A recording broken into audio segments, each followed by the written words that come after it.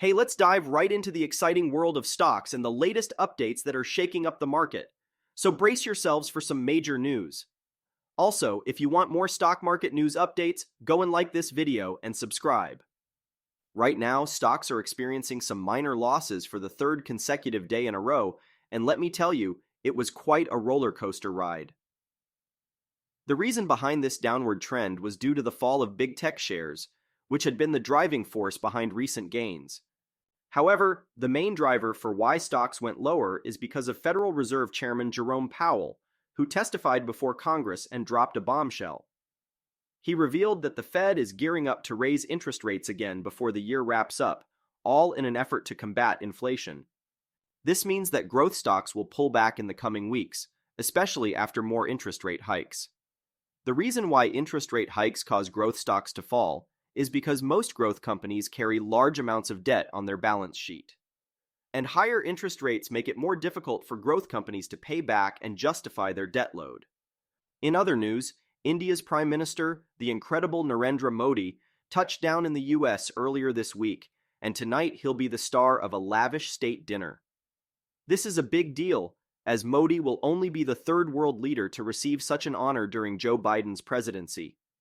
Modi will be engaging in discussions about deepening economic ties. And guess who won't be on the guest list? That's right, it's China.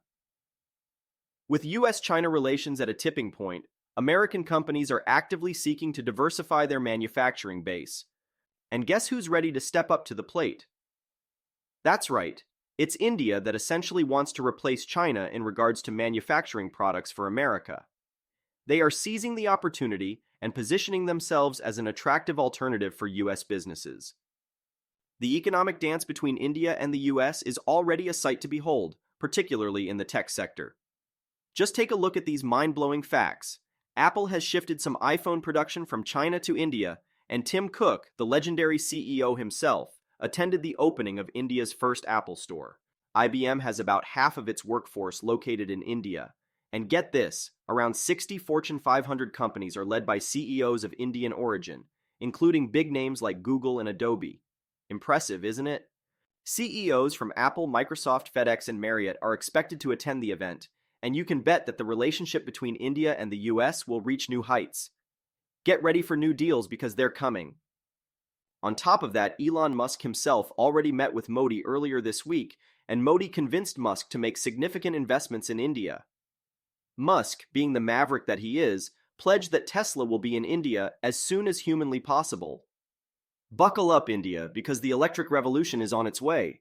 Both the US and India share a common goal: countering China's economic might.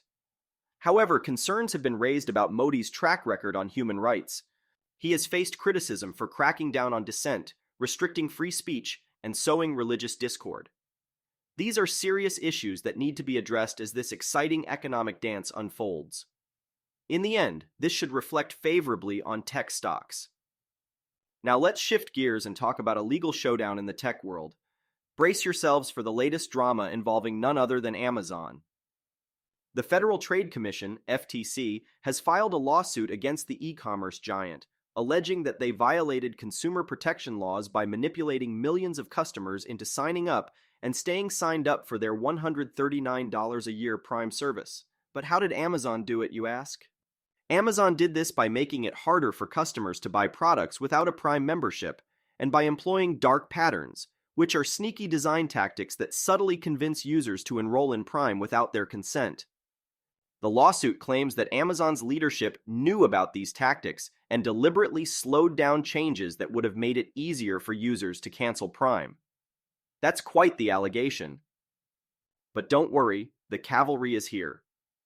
The FTC proposed rule changes that would require companies to make canceling a subscription as easy as signing up for one.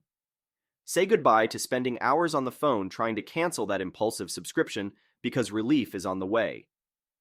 In other news, hold on to your hats because Microsoft has unveiled its roadmap for building a quantum supercomputer.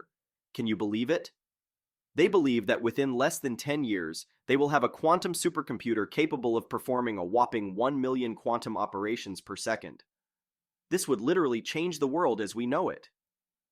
Ford is also in the news today because the automotive giant has just been awarded a staggering $9.2 billion loan from the U.S. Energy Department for its EV battery venture. Talk about an electrifying boost. And speaking of automotive companies, Morgan Stanley, a key player in the financial world, has downgraded Tesla to equal weight from overweight, while raising its price target to $250 from $200. So this is mixed news, but overall a higher price target is good to hear. On a separate note, Robinhood, the popular stock trading platform, has announced its acquisition of X1, a startup that offers a no-fee credit card. The deal amounts to a jaw-dropping $95 million in cash. This shows that Robinhood is making big moves which will hopefully lift their stock price. There is also an exciting development in the world of augmented reality.